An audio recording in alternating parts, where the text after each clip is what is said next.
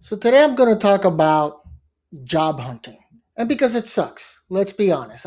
Today I'm going to complain about this.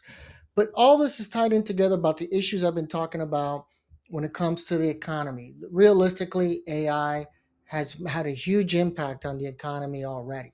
Now, I don't want to believe in all these dystopian views where 99% of us aren't working.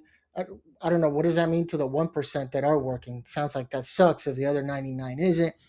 If AI takes over everything, then how does things get paid for? Universal basic income is the argument. That's socialism slash communism. Nobody wants a part of that. So that doesn't make any sense to me either. But putting aside the dystopian views of 1984, since I'm reading that book again, it is taking over and we do have to adjust accordingly. Now, I have so many complaints about AI, and one of them is applying for a job. Long time ago, when I was applying for jobs, and it was a form of AI, I would guess, at least at 100 jobs that I applied for, teaching positions, no one called me back. And I found that completely odd. I kept thinking the whole time, who's more qualified than me that I don't even get at least an interview, a callback, nothing?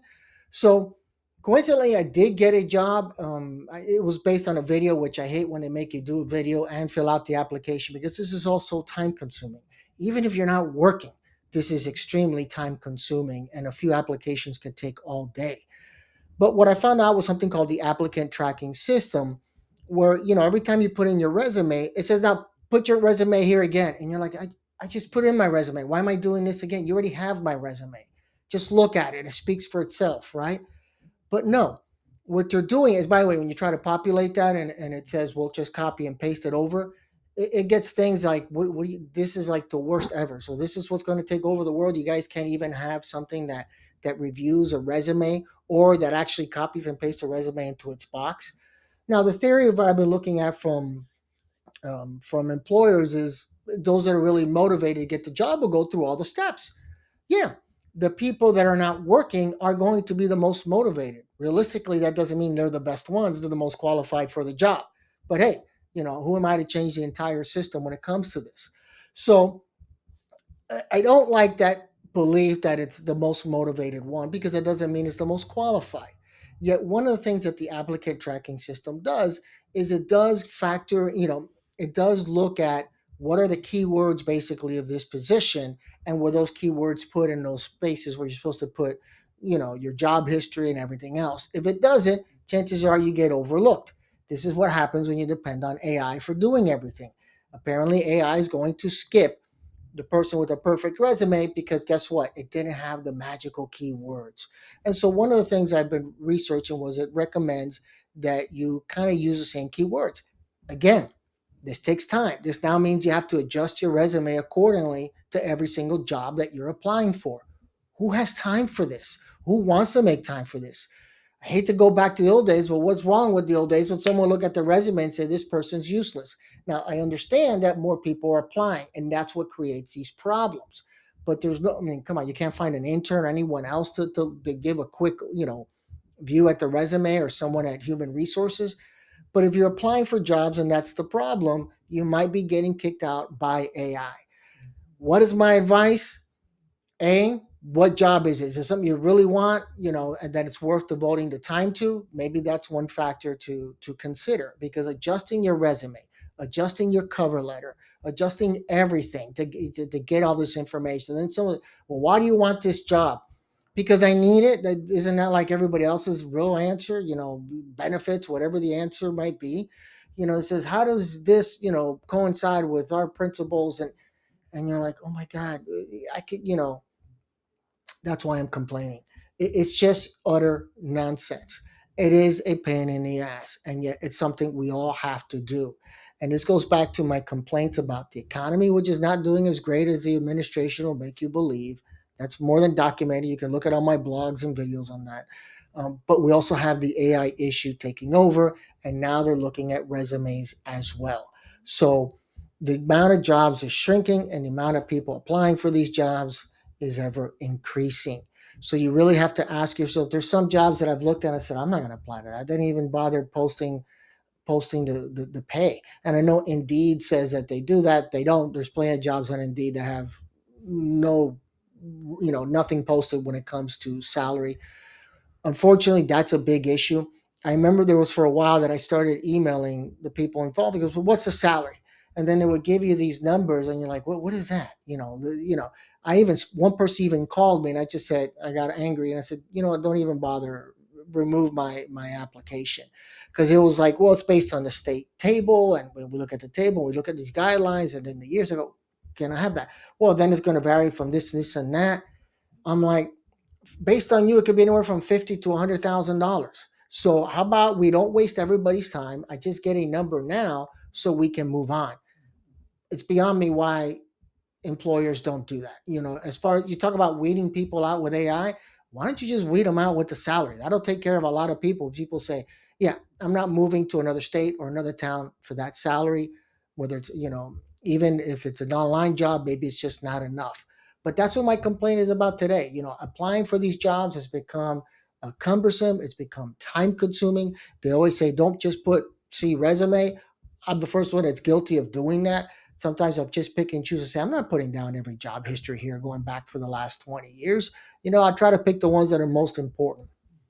One of the things I even read about resume was kind of like mine has all these little lines separating. And said, kind of avoid that too and just stick to basic headlines because that's what the system is picking up. This wonderful AI system that can't pick out the most qualified 10, 20 applicants. But that's the world we're living in. And so the reason I keep pushing this stuff about AI, it's not something that I ever wanted to get involved with, but I see the effect that it's having on our economy. I see the effect that it's having on jobs and even jobs looking to the future. Even Jerome Powell, the Federal Reserve Chair, said in his speech a couple of days ago, I think it would have been, was it maybe on Monday, said that definitely the outlook for college graduates is as bad as we've seen it. They're facing AI. That's why I wrote about the tool belt generation. If I remember, I'll put that link in the description. Talking about that, they're now looking for jobs that work with their hands, which is fine, blue collar type jobs and all that. But you have people like me that literally from the age of, I don't know, maybe 8 or 9, I already knew I wanted to be a lawyer. So imagine me being now in high school thinking, what am I going to do with my career when AI is taking care of it? And see, that's the problem. We're just talking now about the graduates now. What about those kids that are in high school and are going to get out in a year or two? What about those that are in junior high? What can they start focusing on in order to make sure that they're prepared and have these careers that they can buy the home and do whatever they want to do, that whatever their American dream is. Don't get me going on that issue. But that is something we all need to focus on. I've said it over and over again to hope everyone's paying attention.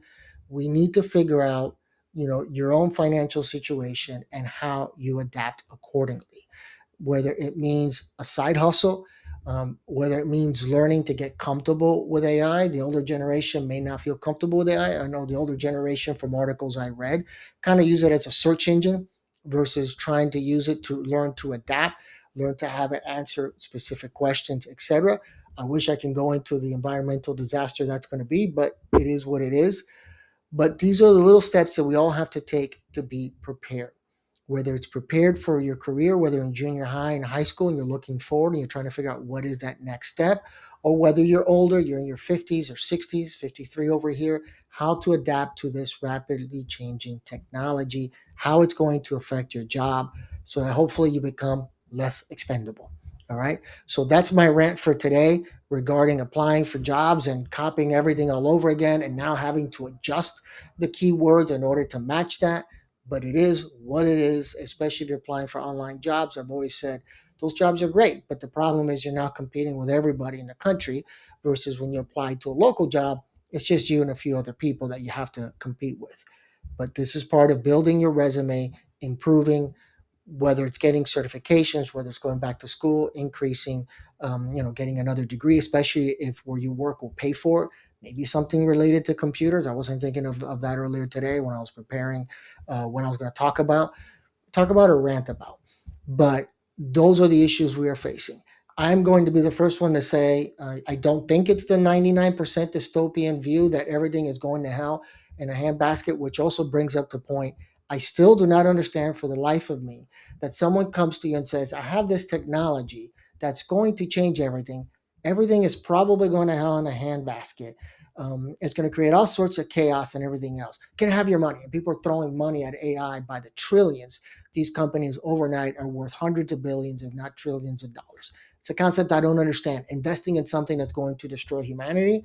That's why I keep thinking maybe it's not going to destroy humanity. I don't know. Nobody has the answer to that, not even AI. All right. Any questions or comments, or you feel like ranting about the job process and everything else, feel free to post your comments in the section below.